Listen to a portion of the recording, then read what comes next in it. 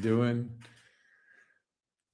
December 30th, Tuesday, 11 a.m. Eastern, at 5 p.m. European time and Asia time. I don't know, must be about midnight over there.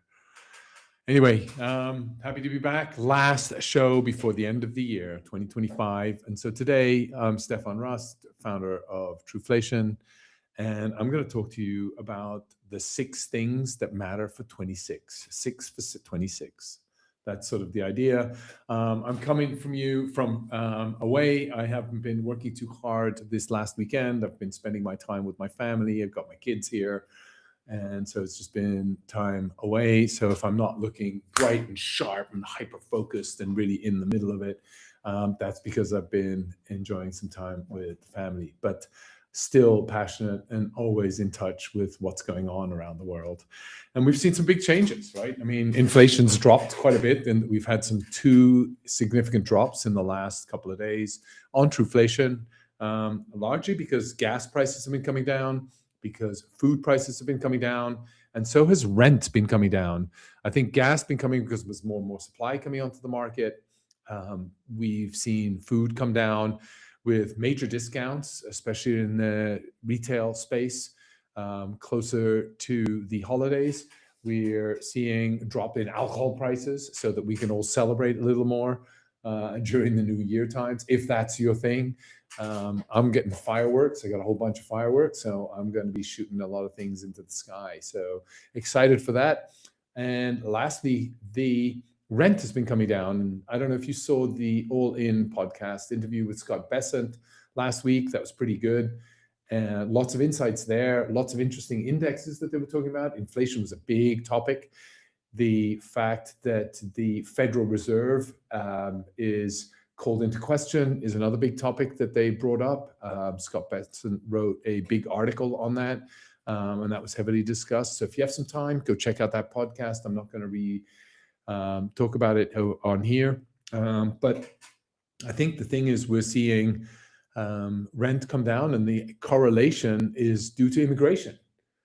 So the growth of a population by 1% drives up rent by 1%. I think there was a study that was done and by one of the banks, and that was discussed in that podcast. So an interesting statistic there to remember, take into account. And obviously with immigration now being cracked down on, then that is a large portion of what is maybe a big reason as to why rent's coming down. The other thing that I thought was really interesting is we saw a huge growth number in the US from a GDP perspective, 2 whole percentage points greater than what people were thinking. And that is amazing, right? That is really phenomenal. And that's a sign of what is to come and a sign of the economies that are out there. And as an investor, where do you invest? And it still seems, whether you like it or not, the US is the destination and the most attractive environment where capital is flowing towards. So investment is still very attractive in the US from a lot of perspectives. We actually, I don't know, if you remember, but 3 is the new 2. What we were talking about, 3% is the new 2% in terms of inflation. And we're saying that 5% is the new growth number that will be standard. Why? Because largely AI is just going to drive such growth. And the allocation of salary increases will happen in areas that haven't experienced any kind of wage inflation over the last couple of years. So it's going to be really interesting to see how that happens. We're seeing really, if you think about it, how is GDP measured, and why do I think that next year is going to be, the US is going to be growing at a 5% clip? And the main reason is, if you think about it, it's government spending, it's investments, it's consumer spending, and then it's exports minus imports. So all of those add together to become what you see as GDP. So if you think about it, investments, huge investment announcements, up significantly. And we've already seen that front end of that. We haven't seen the full whack and the full bulk of that investment take place. So a lot of that is going to start to kick in next year. And we've already seen it come in pretty hard and fast and furious. And so we've heard all the announcements that everybody wants to invest and what those kind of investments look like, to the extent of, I think, some $20 trillion of investment commitments. Whether they actually happen or not is another thing, but that is to come into effect next year. So that's one big thing if you look at investments. Government spending, the government is going to start investing, right? They have to and want to build up and improve the infrastructure aligned with private investments, most likely. So it's going to be public private investments, but it's got to be upgrading the infrastructure in terms of energy supply. The grid needs revising. Data centers are going to be deployed, which might be funded by private enterprise. But what are we going to see around the whole transportation area? Are we going to see upgrades in the flight infrastructure, airline, travel infrastructure, the train, railroad infrastructure? Are we going to see improvements in the road infrastructure so that the connectivity between all the cities across the US get better? So what does an education, are we going to see a whole new drive and push towards education?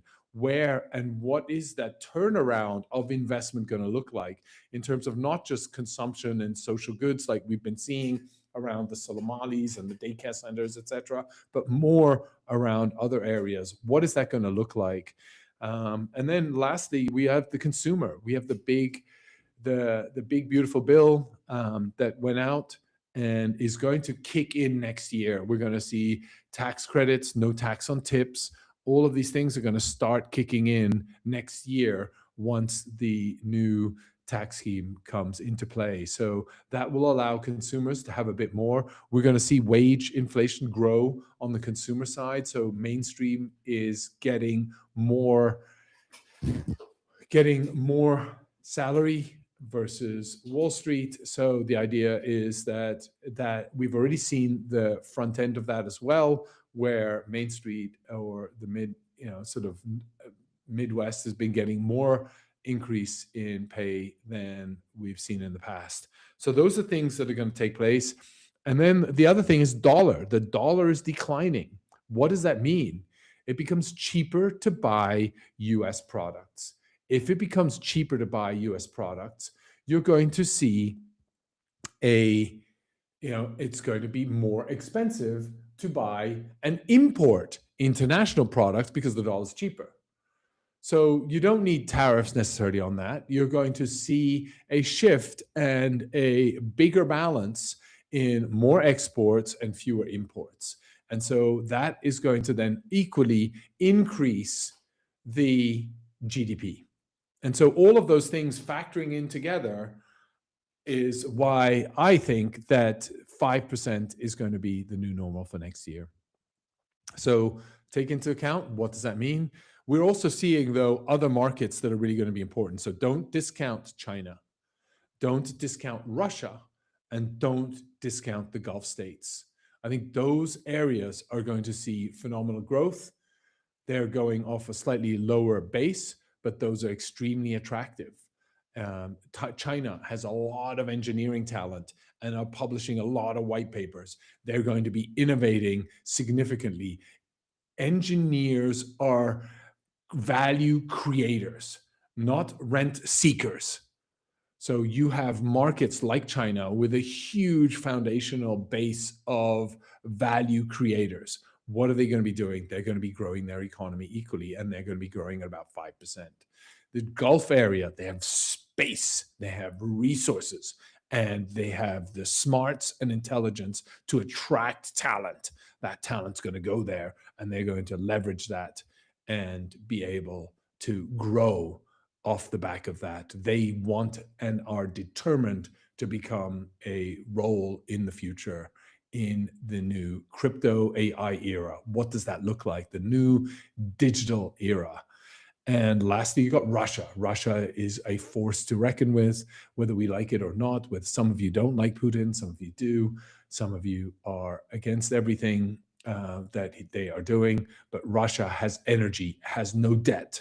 And I'll show you a couple of videos as to why I think, and if you do some research, you find out that their salaries have been growing up. Their disposable income is up 40% since all of these sanctions have been put onto them. So people are living better in Russia, despite what we're being told by media, at least based on the stats that we're seeing and what we're reading and the facts that we're hearing. So that's, I think, one big macro picture that we need to take a look at. And again, inflation is on the way down, and we're seeing productivity grow. And we're seeing, as a result, not only productivity grow, we're going to see the GDP grow and hit numbers that we haven't seen in the past. So that's, I think, at a macro level, that's one thing. So that's one macro. What else are we seeing? Number two, stable coins, right? I think stable coins, we all agree, anybody in crypto, digital currencies is coming, whether you like it or not. If you stick to the fiat system is archaic, it's slow, it's costly, it's not consumer friendly, it's lawyer friendly, and it's permissioned, it's highly regulated, highly sanctioned, lots of toll takers in the middle. So it is very ineffective. That's where the blockchain comes in. That's where digital currencies can be a lot more efficient. You have the route of the free market, where you've got like things like the Genius Act, which is saying that anybody can print a stable coin as long as it's backed by treasuries. You're seeing the alternative route, which is CBDCs, central banking digital currencies. CBDCs are set up by governments and are usually set up with ulterior motives to protect the incumbents and control the population. And Europe is going down that route. China seems to be going down that route. And the US seems to be going down the free market route, which we think is going to drive a $1 trillion industry by 2026. So by the end of next year, we'll see $1 trillion in stablecoins. That's going to have a huge transition in the market. And it's going to drive big change. It's going to allow retails to buy into stablecoins, which are going to be dollar denominated. The US dollar in digital terms in crypto land is roughly 99 point something percent of all crypto transactions. At last I looked, it was like 99.7% of all currencies were US dollar denominated in crypto. And so I don't think that's going to change. It may drop a little bit, but it's still a nice in the bucket. And so what does that mean? That means that more and more retail will be holding on to crypto and US dollar denominated crypto. Stablecoins will need to be swapped out. Certain countries, certain merchants won't have stablecoins. So what does that mean for the whole DeFi ecosystem? Stablecoins, there's no gains. We've talked about that, but the gains are going to be in bridges, in liquidity pools, so that I can then deposit my Arbitrum Shopify dollar and redeem it in USDC on Ethereum on a separate blockchain. I need bridges to do that. I need liquidity pools to do that, to make sure that that Shopify dollar can go into a liquidity pool and it can be then transferred out into USDC or Walmart dollar or JP Morgan dollar or whatever the dollar might be, or Mercado Libre dollar if you're in Argentina or something like that. So those are all the necessary infrastructures that are going to be needed. You're going to see yield-bearing opportunities. So protocols like an IPOR, like a Save.finance, like a Kamina, all of these where I can then stake my pools, I can stake my dollars, my savings account that is going to be earning interest. Where do I put those? Those are the DeFi protocols that are then going to allow you to borrow, to then stake. Those are the bank accounts of the blockchain. Those are going to be the future banks of blockchain. And so make your picks there, do your research, have a look at what other companies out there and doing and providing those services, bridges, liquidity pools, savings and lending protocols, right? What do they look like? And how are they going to manifest themselves across the blockchain, on which chains and which players? and what are their TVLs going to be. So that is point number 2, stablecoins and the stablecoin ecosystem going to $2 trillion, $1 trillion and $2 trillion the year after. Right now, we're at about 350 billion, maybe approaching 4 billion. That's a growth of roughly 150 billion this year. So since the beginning, just in the year there, when the beginning of the year, bear in mind, the first 6 months were all blocked and battled and screwed down by the likes of Gary Gensler, Elizabeth Warren, et cetera, et cetera. And so those are the people that have been stopping that growth. And we're going to see that flip right now. That's number 2. Number 3, we're going to see remittances and payments. Ultimately, the more and more people are leveraging the blockchain, leveraging stablecoins, leveraging on-chain merchants to be able to pay, remit funds around the world and leverage these big platforms, the Alibabas of the world, the Mercado Libras, the Amazons, the Shopifys, where all the merchants can distribute their products through those retail outlets. What does that look like? How do the funds move back and forth? They all are using different chains. Stripe announced its own blockchain. The PayPal, Robinhood, all of these from an investment standpoint, from a merchant standpoint, they've all announced their own chains. And you don't think they're all going to be building their chains or acquiring their chains? That's what they'll be doing. And in order to keep and control the gas fees. As that happens, remittances becomes cross-border remittances, digital remittances. The borders no longer matter. So the moving of money becomes a far bigger and greater area of need. And so liquidity at the endpoints are going to be big. Payment mechanisms to enable ingestion and offgestion and movement of the funds. So the peer-to-peer electronic cash is really going to start happening. And so take aware of that. Who are the players in that area?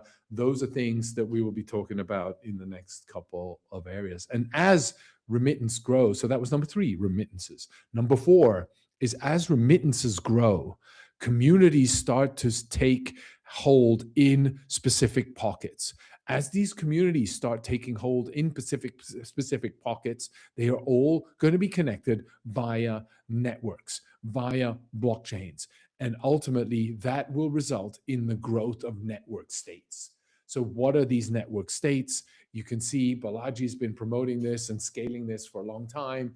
We've had Liberland around for a long time. We've had Prosper. We've got a whole bunch of different network states where communities come together. They're maybe not physical networks. They don't need physical land, but they do resemble strong communities. The borders and the movement of money goes beyond borders. The borders no longer matter in permissionless environments. And so as that takes place, you're going to have community-based states. And we saw that with Facebook when Facebook first launched. They were going to build out community-based interests. So you could come together, and you still can, on all of these chat groups, on all of these platforms, build and find your like-minded communities that share equal levels of interest. What does that look like? How does that we still don't know. That's all experimentation, but that is going to be a new frontier where we'll be hearing more about, learning a lot more about, and identifying all of these leads that are looking to exemplify and grow the platforms that they've already built and live and build on their reputation and the communities around those areas of interest. Why? Because jurisdictions are going to become more and more gray area, right? The border lines are going to become more and more gray, less black on a piece of paper, but gray. Where can I go to get approvals for this business? Who is going to give me first approval there, second approval there? I will domicile myself there. Then I can then market into that community to the next community. And then the next community will adopt it as they see competitive advantages around that. And so all of a sudden, these borders will start to wind down. These communities focused around biotech, all technologies, all areas of interest will then try to leverage the best of all worlds and maximize it towards the growth of their community.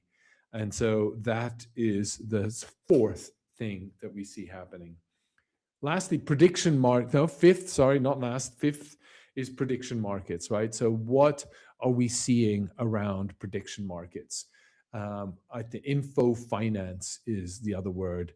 Prediction markets where anybody predicts. There's so much news in there. There's entertainment value. There's people that have skin in the game. There's the ability to make money on predictions associated with that news. The lead up onto where the money is and what the prediction is builds news. The news actually drives the prediction, right? So there's this whole virtuous cycle around the content and the media associated with prediction markets. So we're seeing a world where we go from 9 prediction markets to 90 or 100 prediction markets this year to maybe 1,000, if not more, prediction markets next year with greater trading volume than we've seen before. And so that is also going to grow. And obviously, AI/energy is the 6th category. What do we mean by that? I mean, I don't need to say more, but AI is here. The cat is out of the bag. We got to deal with it. We are learning in it, and we have to lean in to leverage it. And you're going to need to get your head around the skill sets required to work with AI. AI is not going to be taking your job. It's going to be morphing your job into something different.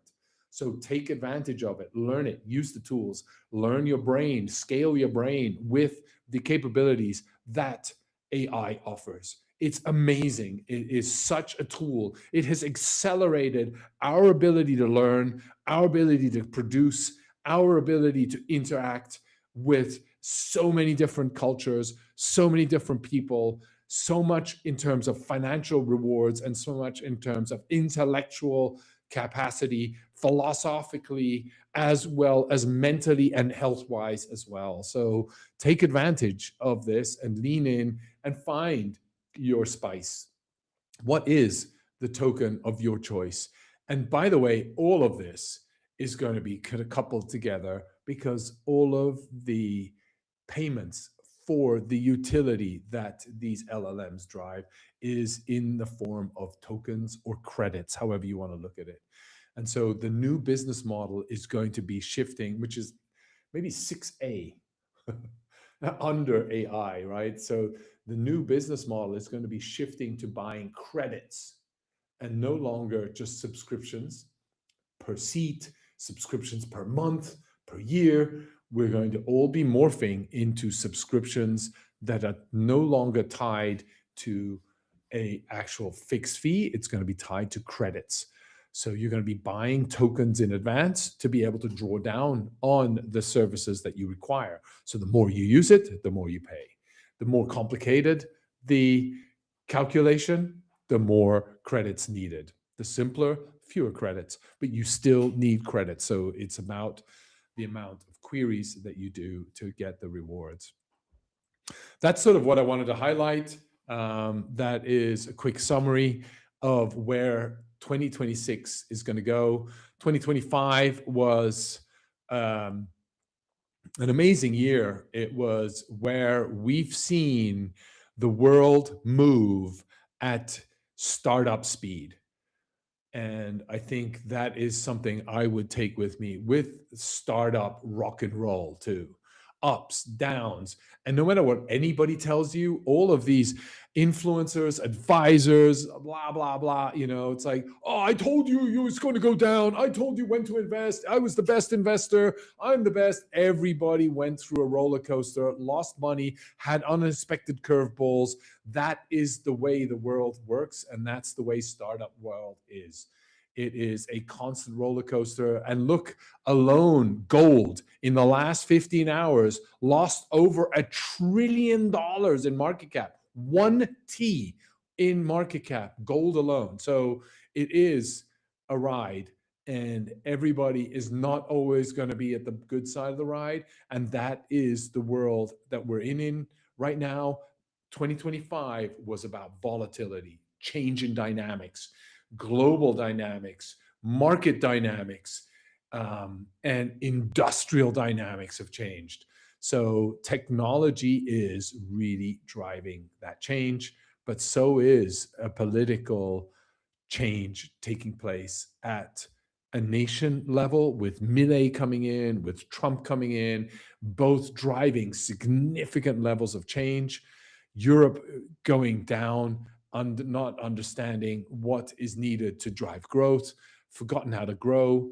The Middle East, China, Russia, I talked about it all. So all of that is a mark of 2025. And in 2026, I just highlighted what that is going to be and result in. We're going to see growth, GDP growth, significant growth around the world, with money printed go burr, interest rates go down.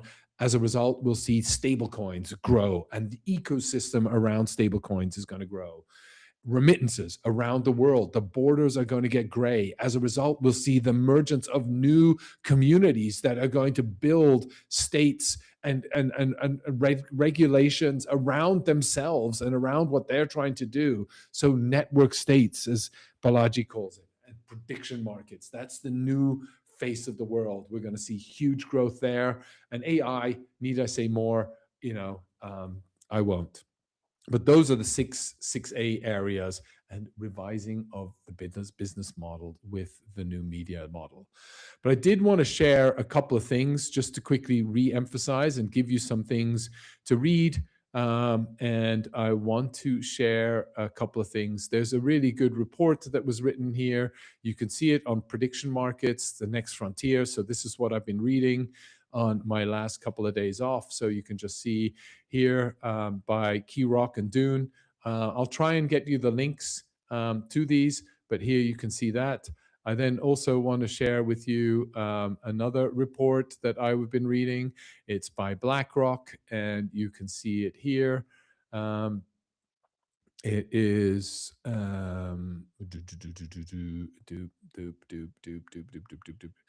I think I got it in a tab. Yep, it's right here. So I'll just go through here.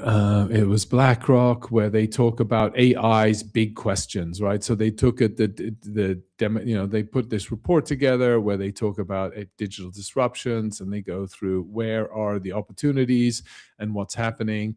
We also saw the same around Vanguard. So they put something together: AI exuberance, economic upside, stock market upside. So this is where you can do your research to learn and find out where the markets are going and which equities to look into and what markets to have a look at. And again, here you can see it's all about the US, and the US is really getting a lot of the attention and the attraction. So that's another report that I have just quickly summarized in those 6 points for you, and the foundation of my thought process around where everything's going.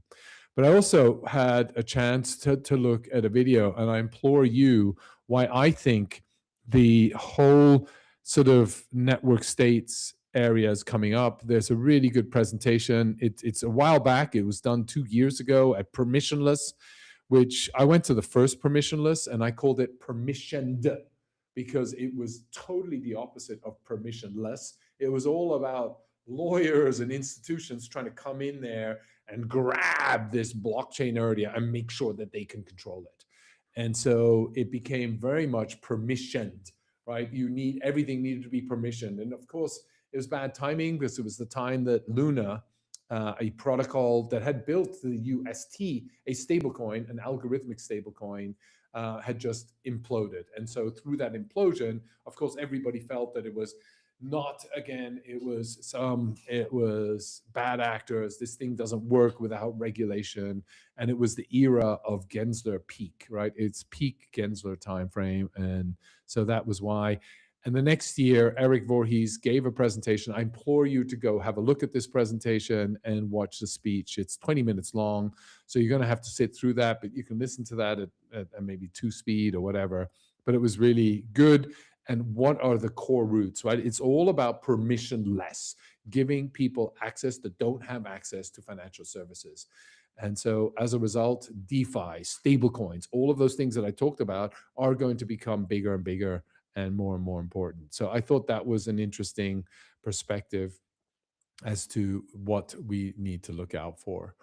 The other program I was looking and reading up on was another one done about Europe, right? So you can mention and heard in my forecast that I really feel China and the US is really growing. And, you can see things like this in China. I don't know if you've seen this, but there is a maglev train in China, which I've been on, I've sat on. It's 300 kilometers an hour, unbelievable speed. You just whoosh from Pudong Airport down to Shanghai City. And it's unbelievable. I mean, it's just so fast. And here, China smashed a new world record, 700 kilometers per hour in just 2 seconds, right? So weighing over a ton, they moved to that velocity, and you can just see the video. So the engineering and the growth and the willing to drive forward is happening in China. It's happening in the US. We see about it there much more. And so that's sometimes why I highlight what's going on in China a lot more, just to sort of put that into contrast and why I think Europe is actually dead. And so, yeah, I saw a presentation by Peter McCormack on the British state, so where Britain is struggling and breaking, and systemically, it's fundamentally and foundationally broken. So the system is broken.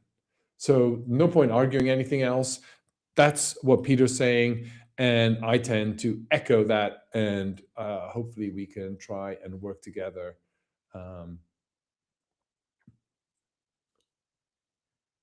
And yeah, I'm not sure. Are you seeing me on X? Anyway, I've blown this too much out of proportion. It's too late now.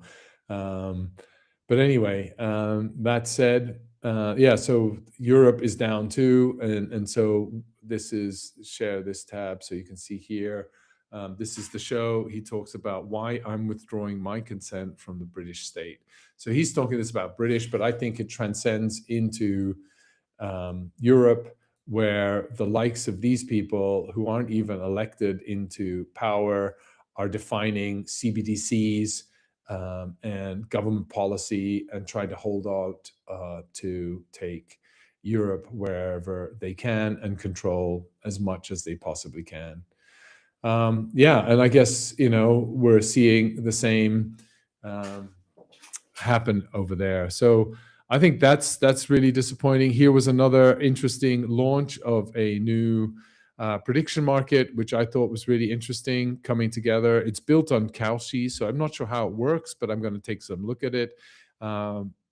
Powered by Kalshi, protected by Privy. So I don't know what this is, but synthesis is a new kind of prediction market experience. So let's take a look. And I'll get into that more in the new year, but I just wanted to leave you with, again, those 6 points around what is going on in 2026 and what we can expect. 6 things in 2026. Have a happy new year. I'll see you next Tuesday again, back ready to rock and roll. And yeah, I mean, always ready to rock and roll, but I think ready to rock and roll in 2026 and bring about a new wind into the sails and share with you some of the new things that we will be very heavily focused on at Truflation and with the Truth Network. So you will see a lot more of that. Have a great last 24, 36 hours in 2025 and see you in 2026. Thanks, everybody. Have a nice night. Happy New Year, and see you on the other side.